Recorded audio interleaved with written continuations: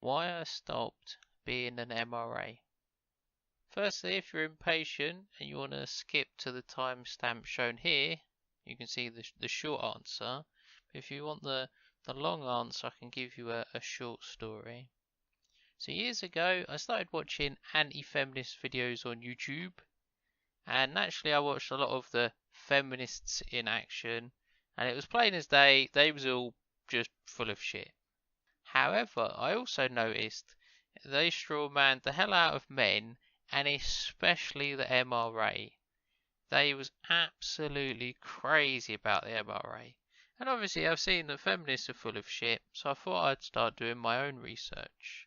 Okay, so as I live in the UK, I mostly focus on the UK. Obviously I did watch some of the American ones like Warren Fowl and the myth of male power.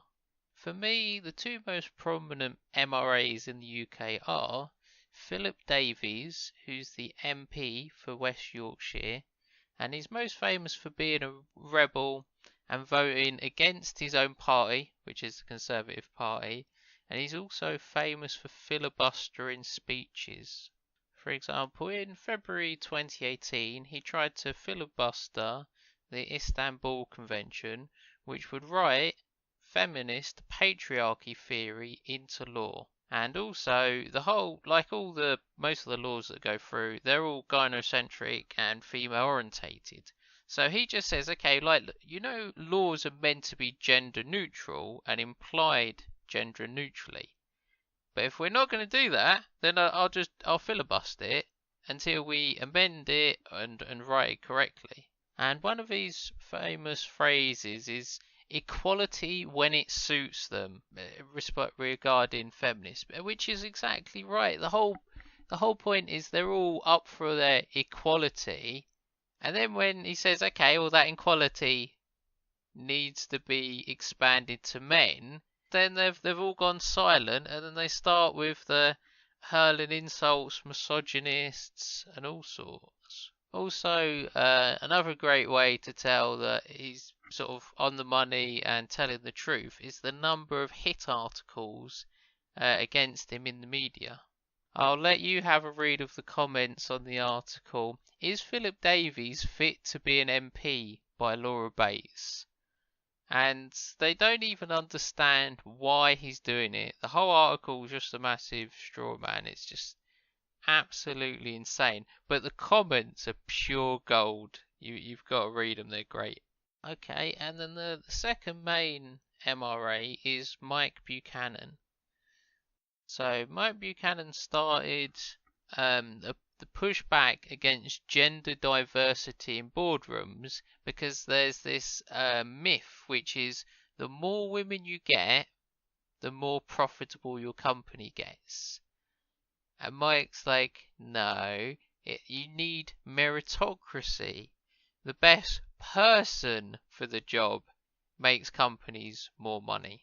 And he did, I think this is how I first spotted him doing some media interviews. And during the interview, they'd just say, oh, are you divorced? And he's like, yeah, I got divorced twice. And they're like, yeah, that's it. That's why you don't want women working in the boardroom. And he'd be like, what are you on about? Like, it doesn't matter if someone's a man or a woman sitting in the boardroom. It matters that people earn their positions. It's not fair to say you're a woman, 25% of all boardrooms should be women. So that's not fair. It doesn't make no sense. He later went on to start the Anti-Feminist League and Justice for Men and Boys. So, as he boasts or pronounces, it's the single pro-male party in the Western world. Now, whilst in principle this is an awesome idea, however, when he ran for elections in various marginal areas, he didn't get many votes. Mike is pretty red-pilled, and to just quickly read a little bit off Wikipedia, not that I have forgotten any of what he said. He established the party because the state is anti-male and considers the male sex to be pretty much subhuman. And legislation is routinely drafted to advantage women and disadvantage men, while boys are relentlessly disadvantaged by an ever more feminized education system. Mike also points out the well-documented feminist objection of 40 years to destroy the nuclear family. He also says all feminist narratives are one or more of the following conspiracy theories, fantasy, lies, delusions, or myths. You should definitely check out some of Mike Buchanan's clips on YouTube because he's a really funny and entertaining guy. I actually messaged him a few years ago and we had a bit of a back and forth, which I was sort of pretty pleased with. So to conclude, these two guys. So Alex Davies, he's an MP for West Yorkshire. I don't live in West Yorkshire, therefore there's not that many ways for me to support him. And then Mike Buchanan, as much as I like the idea and the principles, running on purely pro-male positions probably isn't going to get you elected in the gynocentric society we live in. So I can state that I haven't sent him any donations because unfortunately I don't see any return on investment. The reason why I am no longer an MRA is because I signed a petition against the changing in the English law to change the definition of rape.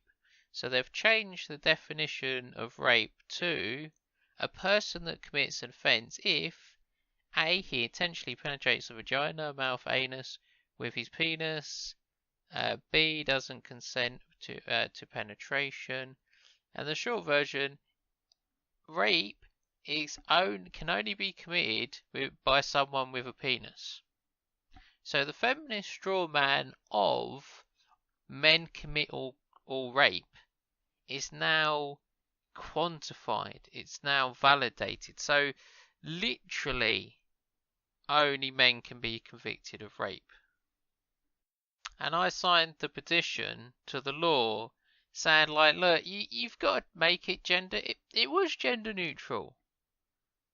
Because the trouble with this is if you get rid of that, then female paedophiles are no longer rapists, when they clearly are. If you're an adult and you have sex with a child, you're a paedophile, you're a rapist, you should go to prison as such. And the trouble is also, this means any kind of female rape is now, they all get a lesser sentence. Women already get lesser sentences. You can't be giving women lesser sentences for being rapists. Just absolutely insane. And that was just the last straw. Just like lower sentences for female rapists. And I did my MRA bit. I signed the petition to get the government. And then they had a look. And they was like, no, this is good. This is all legit. And then on the broader point is, I don't see sort of a viable MRA movement within the UK. Yobi Access, my favourite anti-MGTOW, always says, oh, MGTOW won't put their money where their mouth is. Where, as I always say, I disagree, because there's no point throwing money when you're not going to see a return. And time is much more precious than money. That's why MGTOW is just much more effective than the MRA at the moment.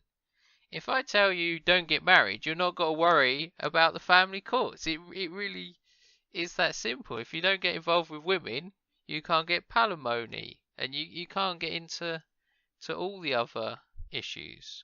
And as I laid out in great detail in my video, crime prevention, that's the whole point. Everyone's like, oh, MGTOW pretend to be victims. I'm like, no, we're stopping the victims. Like, you can't be a victim of women if there's no women involved.